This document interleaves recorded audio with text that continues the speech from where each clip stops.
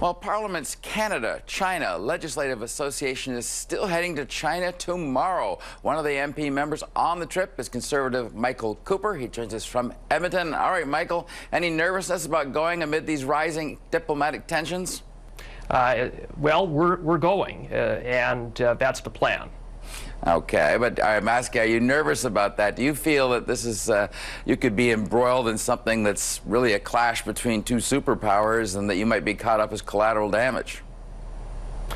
Obviously, the situation between Canada and China, there are certainly some tensions, and the detention of two Canadians is concerning.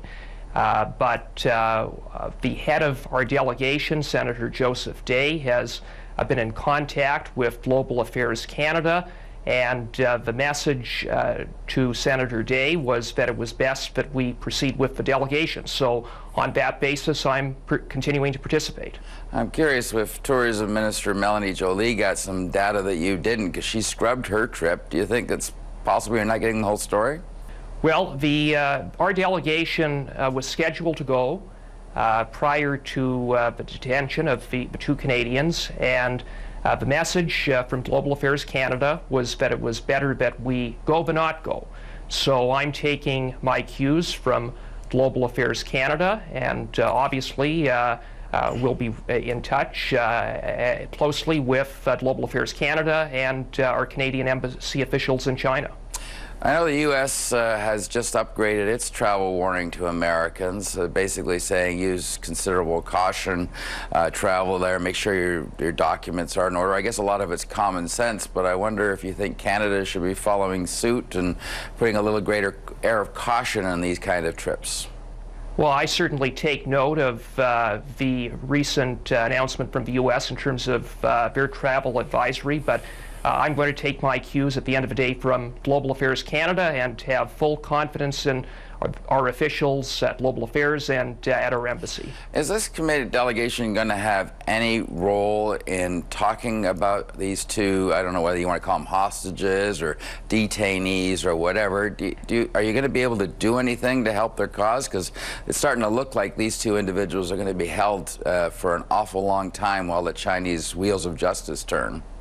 It's a very concerning situation. It's something that is seized by Global Affairs Canada and our embassy. I do expect that it will come up, but the purpose of our delegation is much broader than that. Obviously, the links between Canada and China are strong. China is an important trading partner with Canada. There's opportunities for further trade and investment, so I expect that there will be conversations around that, as well as opportunities to meet with Chinese officials and representatives of NGOs, and but certainly I expect that that will be a topic of conversation, and I and all the members of delegations want to do whatever we can to play a constructive role to see the safe and speedy return of the two Canadians. One of these things, as you talk about this, is NGOs, but also business opportunities for Canadians in China. But are you going to be hammering home that this kind of activity certainly is putting a frost on the relationship and maybe having some businesses having second thoughts about continuing to do business in China? Do you see that as becoming an obstacle if this continues? Well, there's no question that the detention of the two Canadians was an escalation. It's unhelpful. It's created a lot of uncertainty. And so certainly it's unhelpful, and I expect that that will be part of the discussion. Okay. How many on the committee are going? We have 2 senators and 4 members of Parliament. Okay, and so was that the initial number all along, or did some drop off as these tensions escalated?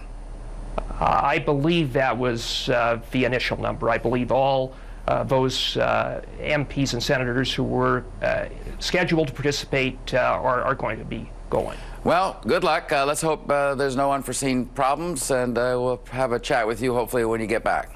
Sounds good. Thanks, Don. Thank you. All right, we have new numbers from Global